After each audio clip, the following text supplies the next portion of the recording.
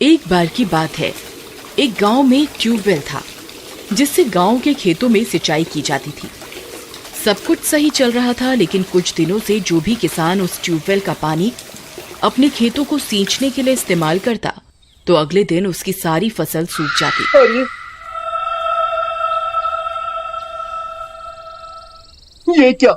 मैंने तो कल ही अपने खेत में बहुत सारा पानी डाला था, तो आज ये अचानक से ये सारी फसल सूख कैसे गई? फिर किसान को कुछ समझ नहीं आता और वो परेशान होकर अपने घर चला जाता है। राधा, हमारी सारी फसल रातों रात सूख गई। पता नहीं ऐसा क्या हुआ। अब हमारे ऊपर बहुत सारा कर्ज हो गया है। हो सकता है हमें कर्ज उतारने के लिए अपना खेत बेचना पड़े। फिर अगले दिन उसी ट्यूबवेल का पानी एक और किसान इस्तेमाल करता है और अपने खेतों में उस ट्यूबवेल का पानी डालता है। फिर अगले दिन वो देखता है कि उसकी फसल भी बर्बाद हो जाती है। इसी तरह देखते ही देखते गांव में बहुत से खेत बंजर हो जाते हैं। किसी को कुछ समझ नहीं आता कि आखिर खेत पानी देने के बावजूद सूख कैसे सकते हैं। फिर एक रात राधा परेशानी की वजह से अपने घर में इधर उधर टहल रही होती है। तभी उसे ट्यूबवेल के चलने की आवाज आती है। अरे ये क्या? इतनी रात गई, ये ट्यूबवेल किसने चालू किया? फिर वह खिड़की से देखती है तो उसे एक औरत दिखाई देती है जिसने सफेद साड़ी पहनी हुई होती है और वह उस ट्यूबवेल में नहा रही होती है। वह उसकी शक्ल नहीं देख पाती। अरे दैया, ये कैसी औरत है जो रात गए इस ट्यूबवेल में इस तरह नहा रही है? मुझे अभी से वहां से भगाना होगा। फिर राधा हाथ में डंडा लेकर उस ट्यूबवेल की ओर बढ़ती है। कौन है तू? ये ट्यूबवेल हमारा है। तेरी इतनी हिम्मत, इतनी रात गए इस ट्यूबवेल में नहा रही है? तुझे कोई शर्म हया है या नहीं? चल अभी के अभी इस ट्यूबवेल से बाहर निकल, नहीं तो एक डंडा मारूंगी, सब अकल ठिकाने आ जाएगी। राधा की चेतावनी देने के बाद भी वो औरत उस ट्यूबवेल से बाहर नहीं निकलती। अरे दैया रे, कितनी बेशरम औरत है। मेरे इतना बोलने के बाद भी इसे कोई फर्क नहीं पड़ रहा। अच्छी बात है, रुक, तुझे अभी सबक सिखाती हूँ। फिर राधा उसके ऊपर डंडे से वार करती है। उसके डंडा मारते ही वो औरत पानी के अंदर गायब हो जाती है। अरे नास मिट्टी, कहाँ चली गई, कहाँ छुप गई? कितनी देर पानी में छुपी रहेगी? सांस लेने के लिए बाहर तो तुझे आना ही पड़ेगा। मैं भी देखती हूँ तू कितनी देर तक इस पानी के बाहर नहीं आती। फिर राधा वही डंडा लेकर उसके पानी से बाहर निकलने का इंतजार करने लगती है, लेकिन 15 मिनट होने के बावजूद वो औरत पानी से बाहर नहीं निकलती। अरे दैया रे दैया, ये तो बाहर ही नहीं निकली। कहीं पानी में डूबकर मर तो नहीं गई? हे भगवान, अब मैं क्या करूं? फिर राधा डंडे को पानी के अंदर घुमाना शुरू करती है ताकि उस औरत का पता लग सके। अरे नास मिट्टी, कहाँ गायब हो गई? कहीं तेरे खून के जुर्म में पुलिस मुझे पकड़ कर ना ले जाए। फिर बहुत देर तक पानी में डंडा चलाने के बावजूद उस औरत की लाश नहीं मिलती। फिर वह डर के मारे भागती हुई वापस अपने घर जाती है और शामू को पूरी बात बताती है। हे भगवान, ये क्या हो गया? राधा, कहीं तुमने उस औरत को जान से तो नहीं मार दिया? चलो, हमें अभी खेत पर जाना होगा। फिर वे दोनों खेत की तरफ जाते हैं और ट्यूबवेल में उस औरत की तलाश करने लगते हैं। वे दोनों ट्यूबवेल पर खड़े होकर डंडे से उस औरत को तलाशते हैं, लेकिन उस औरत का कोई नामो निशान नहीं मिलता। अजी, एक काम कीजिए, आप इस ट्यूबवेल के अंदर जाइए और उसकी तलाश कीजिए।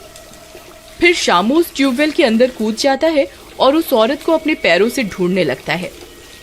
अजी, ये पैरों से क्या तलाश रहे हो जी? पानी के अंदर जाके क्यों नहीं तलाश करते? फिर शामू पानी के अंदर जाकर उसकी तलाश करता है। राधा कुछ देर तक वहीं इंतजार करती रहती है, पर शामू पानी से बाहर नहीं आता। अजी, कुछ मिला आपको? अजी, सुनते हो? अब आप कहाँ गए जी? हाँ जी, सुनिए। राधा बहुत घबरा जाती है।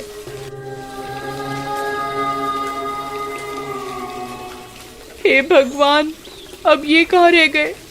अरे मर गई रे, अब तो बहुत देर हो गई। ये इतनी देर बिना सांस लिए कैसे जिंदा रहेंगे? अरे मर गई रे। अजी, सुनते हो? आप कहाँ हो? मुझे अभी किसी को मदद के लिए बुलाना होगा। फिर राधा भागती हुई जाती है और सरपंच का दरवाजा खटखटाती है। अरे सरपंच जी, सुनिए, जल्दी बाहर आइए ना, मैं तो बहुत बड़ी मुसीबत में फंस गई हूँ। अरे क्या हुआ राधा? तुम इतनी घबराई हुई क्यों हो? क्या हुआ? फिर राधा सरपंच को पूरी बात बताती है। ऐसा कैसे हो सकता है? उस ट्यूबवेल की गहराई तो मात्र 4 फुट ही है। भला उसमें कोई कैसे डूब सकता है? चलो मेरे साथ, मैं अभी देखता हूँ कि आखिर माजरा क्या है। फिर सरपंच अपने साथ कुछ गांव वालों को लेकर ट्यूबवेल की ओर चल देता है और कुछ ही देर में वे सब वहां पहुंच जाते हैं। हरिया, जरा ट्यूबवेल में जाके देखो तो क्या गड़बड़ है। फिर हरिया ट्यूबवेल में उतर जाता है। तभी अचानक से हरिया भी ट्यूबवेल के अंदर डूब जाता है और बाहर नहीं आता। उस ट्यूबवेल से डरावनी डरावनी आवाजें आने लगती हैं। अरे मर गई रे सरपंच जी, अब ये हरिया कहाँ रह गया? इतनी देर हो गई, ये बाहर क्यों नहीं आया अब तक? अरे हरिया, तुम कहाँ हो? हरिया, हरिया, क्या तुम मुझे सुन सकते हो? हरिया, अरे कमबख्त, कहाँ मर गया? बाहर क्यों नहीं निकलता? कालू, बहुत देर हो गई, हम और इंतजार नहीं कर सकते, नहीं तो बिना सांस के हरिया मर जाएगा। तुम जल्दी ट्यूबवेल में जाओ और उसे बाहर निकालो, कहीं वह बेहोश ना हो गया हो। सरपंच जी, रामू को बोल दीजिए ना, मुझे थोड़ा जुकाम हो रहा है और पानी भी ठंडा होगा। रामू, अभी के अभी इस ट्यूबवेल में जाओ और हरिया को बाहर निकालो। ठीक है सरपंच जी, जैसी आपकी आज्ञा। फिर इतना बोलकर रामू भी उस ट्यूबवेल में उतर जाता है। तभी उसे एहसास होता है कि कोई उसका पैर अंदर की ओर खींच रहा है। अरे अरे मर गए रे! कौन है भाई? कौन है जो मुझे अंदर खींच रहा है? अरे सरपंच जी, मेरी मदद करो, कोई मुझे इसके अंदर खींच रहा है। छोड़ छोड़ छोड़! फिर देखते ही देखते रामू भी उस ट्यूबवेल के अंदर डूब जाता है और गायब हो जाता है। वे सब लोग एक दूसरे की शक्ल देखते रह जाते हैं। कालू, जरा देख तो सही, क्या हुआ? क्यों रे बुड्ढे, मुझे बेवकूफ समझा हुआ है क्या, जो मैं मरने के लिए इस ट्यूबवेल के अंदर जाऊंगा? दिखाई नहीं दिया क्या इसने किस तरह इतने लोगों को हमारी आंखों के सामने निगल लिया?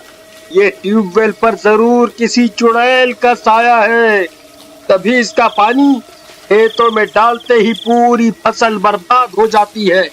अब मैं यहाँ नहीं रुकने वाला, यहाँ जरूर किसी भूत प्रेत का चक्कर है।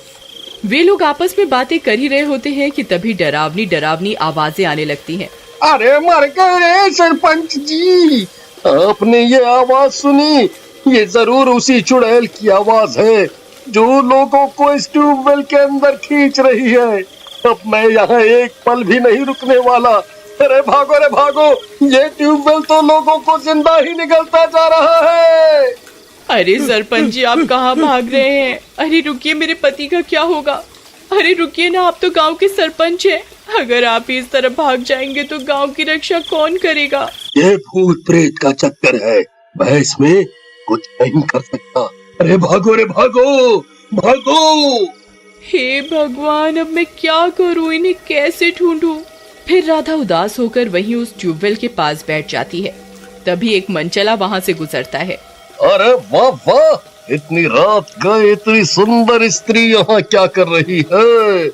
अजी सुनिए, आप यहाँ इतनी रात में क्या कर रहे हो जी? आपको डर नहीं लगता? और आप इतने उदास क्यों हो? मुझे बताओ, मैं आपकी परेशानी दूर कर देता हूँ। नहीं नहीं, कुछ नहीं, आप जा सकते हैं, मैं ठीक हूँ। अरे ऐसे कैसे? अब तो मैं आपको अपने साथ लेकर ही जाऊंगा। हाँ। फिर इतना बोलकर वह मनचला उसका हाथ पकड़ लेता है और उसके साथ जबरदस्ती करने लगता है।